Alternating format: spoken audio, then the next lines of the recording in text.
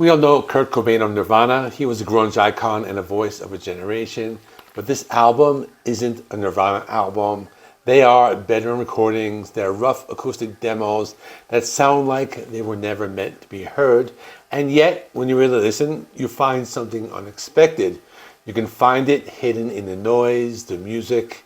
And today, I'm talking about Montage of Heck, the home recordings. Let me first give you some information on the vinyl record. The name of the album is Montage of Heck, the home recordings. It's a posthumous album by Kurt Cobain. It's also a companion soundtrack to the documentary Kurt Cobain Montage of Heck. The album was released in November of 2015, and it includes these cassette recordings of Kurt that consist of demos, song fragments, and cover songs. The idea was to show the creative process outside of Nirvana. So it's meant to be very personal. It's a portrait of Kurt Cobain through his private tapes. The album was released on the 13-track standard album CD, but the one I have here is the 31-track double vinyl edition. There's a deluxe edition with a CD, cassette, and movie, and a big book and all that. I don't have that one. I have this one here. It's a gatefold. It has the insert, the artwork, paintings by Kurt, and a bunch of stuff inside. So pretty cool. Let's take a look at the vinyl Kurt Cobain Montage of Heck, the home recordings. And these are paintings by Kurt, and it has the parental advisory sticker. I haven't seen one of them in a while. And let's take a look at this artwork. Pretty cool, pretty weird, psychedelic. I probably should block that thing right there. Otherwise I'm going to get in trouble on YouTube.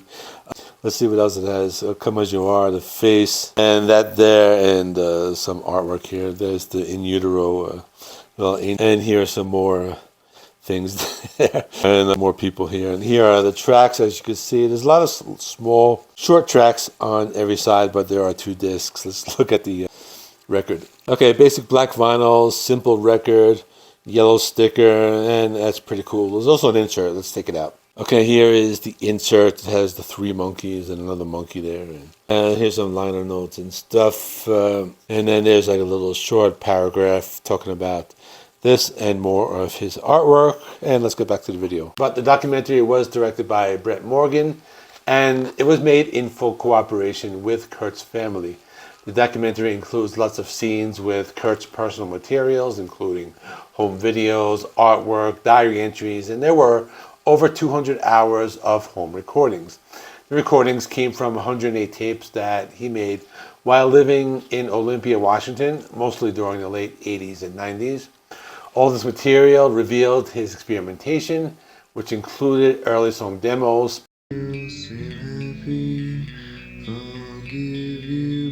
spoken word pieces, audio collages, and private musical sketches.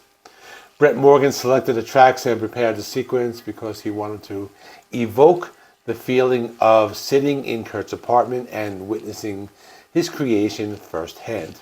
He aimed for a cinematic and immersive experience, making the album unfold like a concept album, not just music, but with sound experiments, spoken words, and this all gave insight into Kurt's mind. Many tracks in the album are the exact recordings used in the documentary soundtrack, which features some of Kurt Cobain's unreleased material. The inclusion of these home recordings in both the film and the album allowed fans to engage directly with Kurt's private, unpolished creative expression, which in turn complemented the documentary's visual narrative. There are some tracks in this album that are very weird and experimental. 2 examples of that would be Reverb Experiment and Montage of Kurt.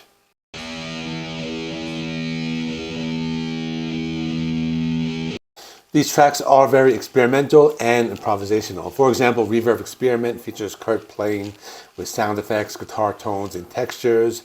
He focused on exploring different reverberations and sonic atmospheres rather than structured songs. It's just him playing electric guitar and trying to play with different sounds. On the other hand, Montage of Kurt is a sound collage combining various audio fragments, including snippets of music, spoken words, and other sounds that Kurt recorded at home.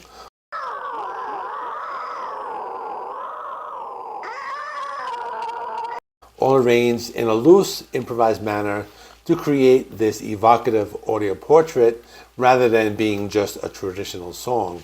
This captures Kurt Cobain's intention towards blending music with ambient noises. Both of these tracks show the raw, unpolished, and non-linear nature of Cobain's home recordings. Kurt Cobain's use of tape manipulation, sound collage, and early sampling techniques was ahead of its time, especially considering that he created these works around 1988 and 1989 using relatively simple equipment like a 4-track cassette recorder. In terms of tape manipulation and sound collage, he used long layered sound collages by splicing together snippets from a wide variety of audio sources, including his own demos, radio recordings, sound effects, and samples of famous songs by artists like the Beatles, Frank Zappa, James Brown, Jackson 5, Cher, and many others. These collages included manipulated tape loops, reversed audio, layered samples, and cut-ups. This reflected an experimental approach more commonly associated with avant-garde and electronic composers than mainstream rock musicians of the time. Also some tracks that show his raw emotional honesty. Both of these tracks are examples of his personal struggles and everyday realities. For example, Clean Up Before She Comes is a home demo that reflects Kurt's domestic tensions. The lyrics describe a strained relationship threatened by his lack of motivation and untidiness. Captures a moment of personal frustration and vulnerability. It's straightforward and conversational. It focuses on a mundane but emotionally charged situation about living habits and relationship strain. His intense emotional pain, loneliness, and introspection.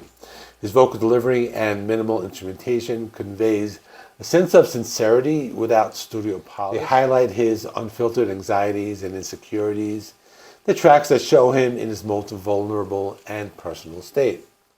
The album also strongly ties into Kurt Cobain's well-documented distaste for fame, commercial polish, and the trappings of the mainstream music industry. This is an album, it needs to be listened to in an attentive and reflective manner and not this casual enjoyment or something you're going to put on in the background. It's not like that. You got to pay attention when you listen to this. These recordings were never intended for commercial release. The album is unlike Nirvana studio albums. It's very unpolished, and he just wanted to do it that way to embrace the roughness and just challenge the conventional purpose of rock albums. Check out this video I did for Soundgarden's Bad Motorfinger, which is another classic grunge album released around the same time as Nirvana's Nevermind. Please like this video. Helps me with the YouTube algorithm, and subscribe if you're not already. I do content related to physical media on this channel. Thanks for watching. I will see you in the next one.